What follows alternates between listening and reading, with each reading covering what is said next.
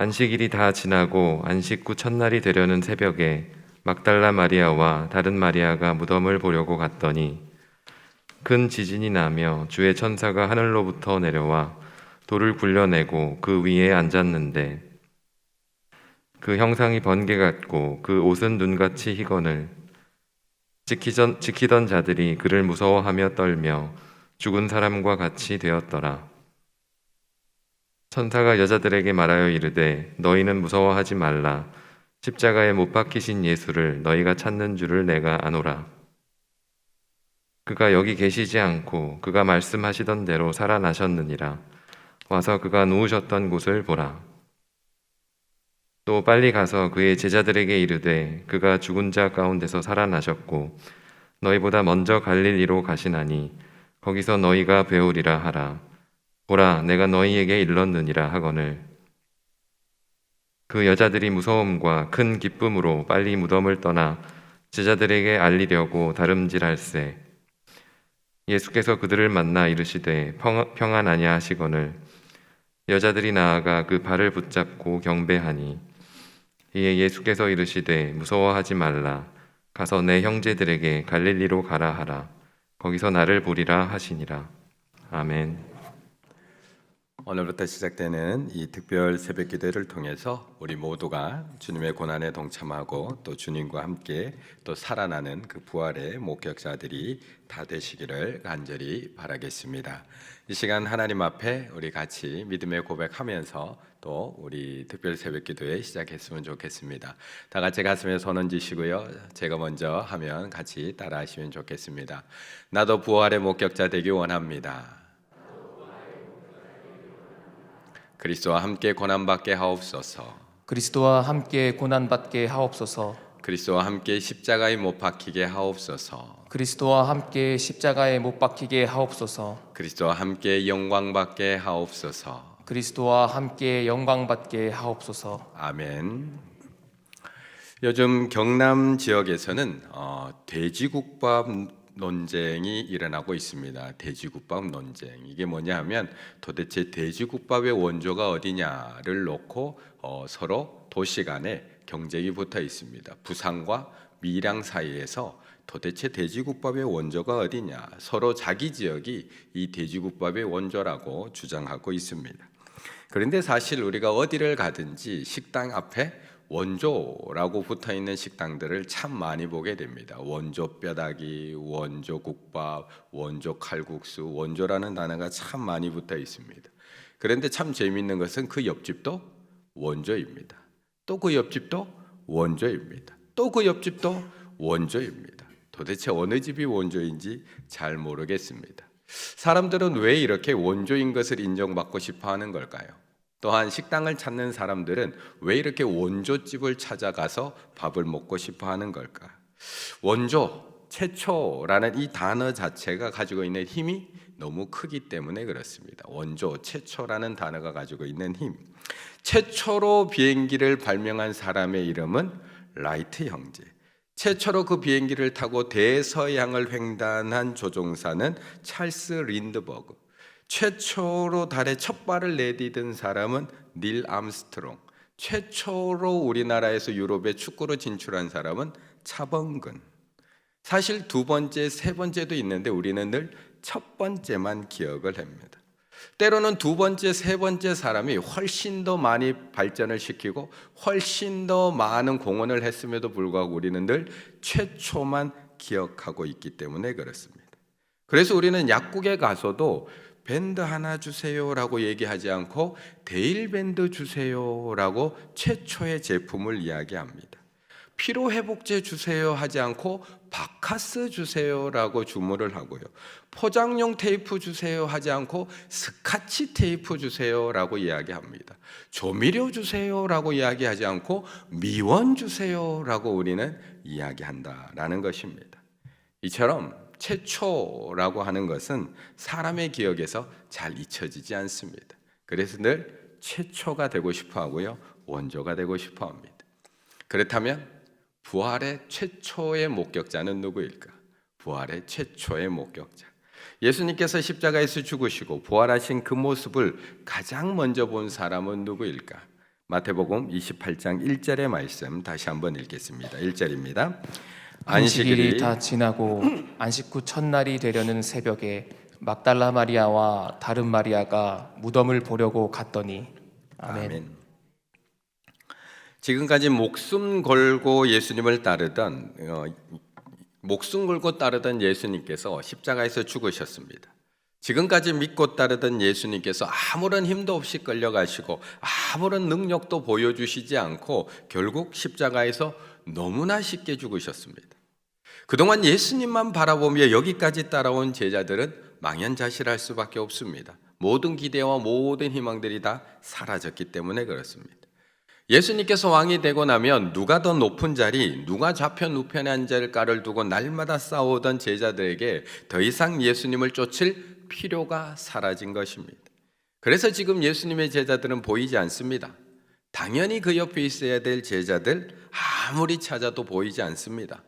심지어 저 멀리서 거리를 두고 쫓아오던 베드로마저도 예수님을 부인하고 저주하고 도망가 버렸습니다.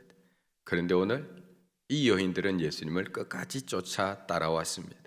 예수님이 이미 죽으셨음에도 불구하고, 예수님께서 이미 십자가에 달려 완전히 죽으셨음에도 불구하고 이 이른 새벽 예수님이 시신이 있는 그 무덤에 찾아왔던 것입니다.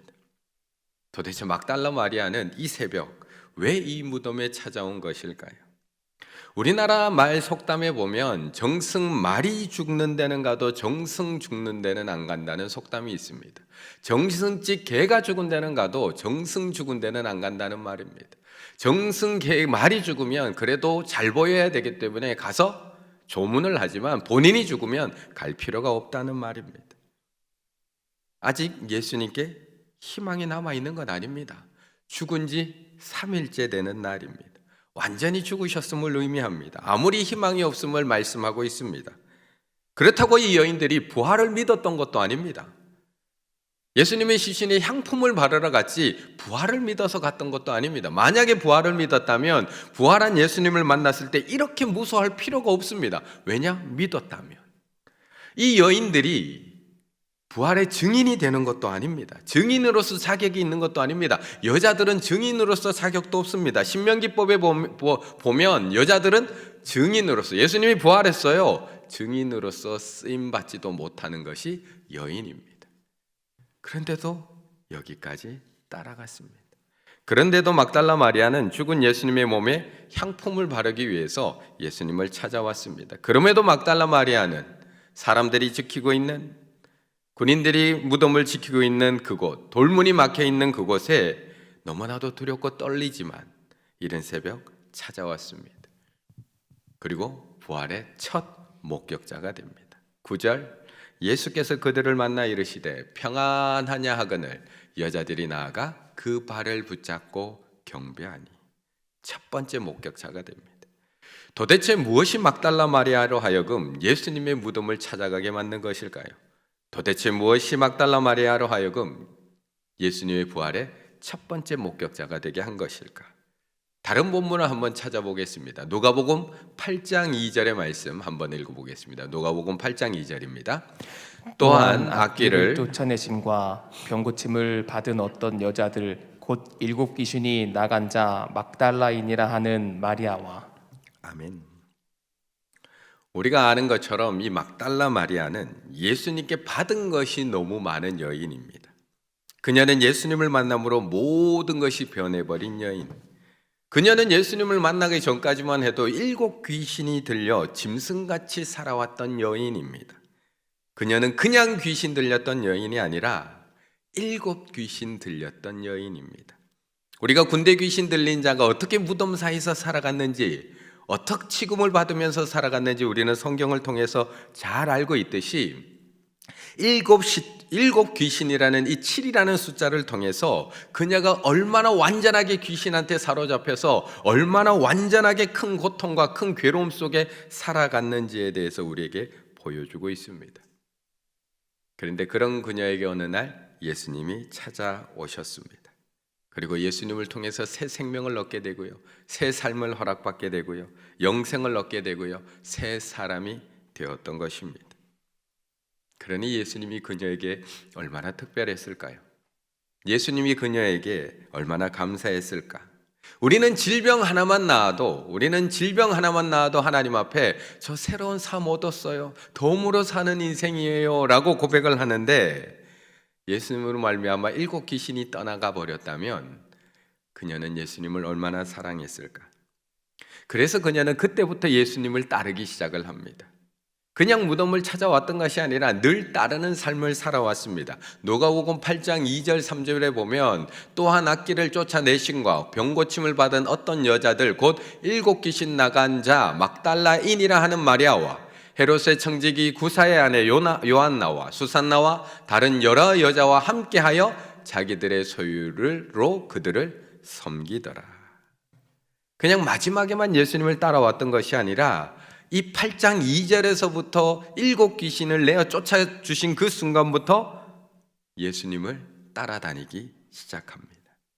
그때부터 자신의 소유를 팔아서 예수님을 섬기기 시작을 합니다. 예수님께서 말씀 가르치는 자리, 기적을 베푸는 자리, 복음을 전하는 자리, 예수님이 고통받는 그 자리, 심지어는 예수님이 죽으신 이후 무덤에 묻힌 그 자리까지 따라갔던 것입니다.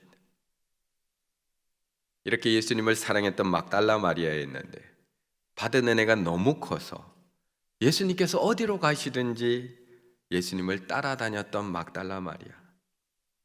그런데 사람들은 그 모습을 보며 늘 오해를 합니다. 낙인을 찍습니다. 그녀는 분명히 7 귀신 들렸다가 예수님을 만나서 해방된 여인입니다. 그녀는 분명히 7 귀신에 사로잡혀 있었지만 예수님을 통해서 새 생명 얻은 자입니다. 그녀는 분명 예수 그리스도 안에서 새 사람 된 여인입니다. 그런데도 사람들은 여전히 그녀를 7 귀신 들렸던 막달라 마리아라고 부릅니다. 분명히 최초의 목격자라는 수식어가 붙일 수 있는데 그녀를 7 귀신 들렸던 막달라 마리아라고 부릅니다. 7 귀신 나간 막달라 마리아라고 부릅니다. 분명 예수 그리스도 안에서 그녀의 삶은 변했고 더 이상 그녀는 죄인이 아닙니다. 더 이상 그녀는 7 귀신 들렸던 여인 아닙니다. 그런데 끝까지 그 꼬리표가 사라지지 않습니다. 분명히 나는 예수 그리스도를 믿고 새 사람 되었는데 사람들은 여전히 과거의 꼬리표를 나를 붙여서 나를 계속해서 7 귀신 들렸던 여인이라고 부릅니다. 부활의 첫 목격자라는 꼬리표를 붙일 수 있음에도 불구하고 사람들은 끝까지 7 귀신 들렸던 여인이라고 그녀를 부릅니다. 몹쓸 아이라는 꼬리표, 아빠 없는 아이라는 꼬리표, 문제 일으킨다는 꼬리표, 나쁜 사람이라는 꼬리표, 못 배운 사람이라는 꼬리표, 다혈질이라는 꼬리표, 놀기만 한다는 꼬리표, 욕심 많다는, 속이는 자라는, 예수님을 부인했다는 핍박자라는. 우리는 늘 사람들에게 그렇게 꼬리표를 붙이며 살아갑니다. 일상이 되어버린 꼬리표 붙이기. 일상이 되어버린 꼬리표 붙이기. 우리는 안 붙이는 것 같으세요? 다른 성도님들 생각할 때 늘 꼬리표 하나 붙여놓고 살지 않으세요? 그 집사님 생각할 때, 그 장로님 생각할 때, 그 권사님 생각할 때 늘 앞에 꼬리표 하나 붙여놓지 않으세요? 일상이 되어버린 꼬리표 붙이기는 우리에게 어떤 영향을 미칠까? 심리학에서 낙인 효과, 우리는 늘 낙인 찍고 살아갑니다. 이 여인에게도 7 귀신 들렸던 여인이라는 낙인을 붙여놨습니다. 자신이나 다른 사람이 붙인 꼬리표 때문에 무의식적으로 꼬리표가 정이 내린 방향으로 우리는 살아간다라는 것입니다. 누군가 나에게 붙여준 꼬리표, 내가 누군가에게 붙인 꼬리표, 나는 그렇게 안 살고 싶은데 무의식적으로 우리는 그렇게 살아가게 된다라는 것입니다. 7 귀신 들렸던 막달라 마리아는 이제 예수님을 끝까지 따라간 부활의 최초의 목격자라고 하는 꼬리표를 충분히 붙일 수 있음에도 불구하고, 원조라는 간판을 붙일 수 있음에도 불구하고 여전히 7 귀신 들린 여인이라는 꼬리표를 붙여놨습니다. 한 번 붙은 꼬리표 떼기 쉽지 않습니다. 한 번 붙은 꼬리표 떼기 쉽지 않습니다. 그래도 이 정도는 그래도 우리가 받아들일 수 있습니다. 끝까지 7 귀신 들린 막달라 마리아는 소리 듣고 그렇게 신앙생활 할 수 있습니다. 그런데 예수님을 너무나도 사랑했던 막달라 마리아를 사람들은 점점 더 부풀려서 오해하기 시작합니다. 이제는 그녀를 창녀라고 손가락질하기 시작을 합니다. 몸 파는 여인이라고 오해하기 시작합니다. 그리스도의 최후의 유혹이라는 책에서도, 마리아 마리아라는 뮤지컬에서도, 지저스 크라이스트 슈퍼스타라는 뮤지컬에서도, 다빈치 코드라는 소설 속에서도 사람들은 그녀를 거리 여인, 성적 문제가 있는 여자, 심지어는 예수님의 아이를 출생한 여자, 창녀라고 낙인 찍고 오해까지 합니다. 물론 그 시작은 591년에 로마 황제 그레고리우스 1세의 잘못된 설교에서부터 시작이 되는 건 맞습니다. 누가복음 7장을 잘못 해석해서 그녀에게 창녀라는 낙인을 찍습니다. 물론 나중에 해명을 하게 되지만 지금까지도 막달라 마리아는 부활의 첫 번째 목격자가 아니라 귀 7 귀신 들렸던 마리아라는 꼬리표, 심지어는 창녀라는 오해까지 받으며 살아왔던 여인입니다. 막달라 지역의 출신 마리아, 그녀는 단지 예수님을 사랑해서 예수님을 무덤까지 쫓아갈 정도로 사랑했을 뿐인데 사람들은 그녀를 오해하고 낙인 찍고 그녀를 부풀려서 나쁜 여인으로 이해하고 있다는 것입니다. 얼마나 아플까요? 얼마나 고통스러울까요? 아마 예수님을 사랑해 보신 분들은 이 고난이, 이 낙인이라는 고난이 얼마나 큰 고난인지 잘 알고 계실 겁니다. 아마 예수님을 죽을 만큼 사랑해 본 분들이라면, 예수님을 사랑해서 여기까지 나올 정도의 사랑을 가져보신 분들이라면 이 낙인의 고난, 오해의 고난, 나는 분명히 변했는데, 나는 예전에 그 사람이 아닌데, 예전에 그 낙인으로 여전히 오늘도 나를 오해하고 부풀려서 소문 속에서 살아가야 되는, 10년까지도 말라버리게 되는, 우리의 피를 말리는 그 사람들의 시선과 낙인이 얼마나 큰 고통인지 너무나 잘 알고 계실 겁니다. 그런데 예수님께서는 끝까지 낙인 찍혀서 아파하는 그녀의 이름 앞에 그 꼬리표를 떼어주는 게 아니라 그대로 붙여놓습니다. 그런데 예수님께서는 그 꼬리표를 떼어주는 게 아니라 마지막까지 붙여놓습니다. 마가복음 16장 9절 함께 읽습니다. 예수께서 안식 후 첫날 이른 아침에 살아나신 후 전에 7 귀신을 쫓아내어 주신 막달라 마리아에게 먼저 보이시니. 아멘. 7 귀신 쫓아내어 주신 막달라 마리아에게 먼저 보이시니. 왜 꼭 앞에 이거 붙여놓으셨어야 했을까요? 왜 그녀의 이름 앞에 7 귀신 쫓아내어 주신, 왜 꼭 이거 붙여놓으셨어야 됐을까요? 하나님께서는 변화된 사람 이름도 바꿔주시잖아요. 그 사람이 변화되었다는 것을 알려주기 위해서 성경 속에 이름 바꿔주시잖아요. 아브라함으로 바꿔주시고, 사라로 바꿔주시고, 야곱, 이스라엘로 바꿔주시고, 솔로몬, 여디디아로 바꿔주시고, 시몬, 베드로로 바꿔주시고, 사울, 바울로 바꿔주시고, 얘가 이렇게 변했어. 우리한테 박힌 거 다 보여주셨잖아요. 그렇다면 오늘 막달라 마리아도 이름까지는 아니더라도 그 앞에 수식어 정도는 좀 바꿔주시면 좋지 않을까요? 막달라 출신 마리아라는 것만으로도 그녀를 충분히 구분할 수 있는데 굳이 그 이름 앞에다가, 그 부활의 첫 증인된 그녀 이름 앞에다가 7 귀신을 쫓아내어 주신 그 꼬리표 계속 붙여주실 필요가 있을까요? 굳이 최초로 예수님의 부활을 목격한 그 여인 이름 앞에, 그 여인을 이야기하면서 그녀 이름 앞에 그녀의 아픈 과거 꼭 기록해 놓을 필요가 있을까요? 그런데 한 번쯤 우리가 바꿔서 생각해 보면 그 꼬리표 덕분에 끝까지 예수님 따라갈 수 있었던 거 아닐까요? 7 귀신 쫓아내어 주신 그 낙인 덕분에 예수님의 그 은혜를 잊지 않고 이 이른 새벽 무덤까지 올 수 있었던 것 아닐까요? 만약에 그녀의 이름 앞에 새로워진 막달라 마리아, 변화된 막달라 마리아, 깨끗해진 막달라 마리아, 다 나은 막달라 마리아 라는 꼬리표가 붙었다면 과연 십자가에서 죽으신 예수님을 무덤까지 쫓아와 있을까요? 자신이 죄 많은 죄인임을 자각한 여인, 내가 죄 많은 여인임을 자각한 여인이 눈물로 주님의 발을 씻기고 옷값을 깨뜨려서 주님의 발에 향유를 부어드림으로 자신을 온전케 주님께 드린 것처럼, 죄인 중에 괴수임을 일평생 잊지 않았던 바울 역시 자기 생명의 옥합을 깨뜨려 자신의 사지백체를 주님께 내어드림으로 주님의 사랑에 보답했습니다. 바울이 위대한 그리스도인이었다면 바울이 위대해서가 아니었습니다. 예수 그리스도 안에서 폭도 바울에게 일방적인 구원의 은혜를 베풀어 주신 하나님의 사랑이 위대하기 때문이었습니다. 바울이 잘한 것이 있다면 자신이 죄인이었음을 일평생 잊지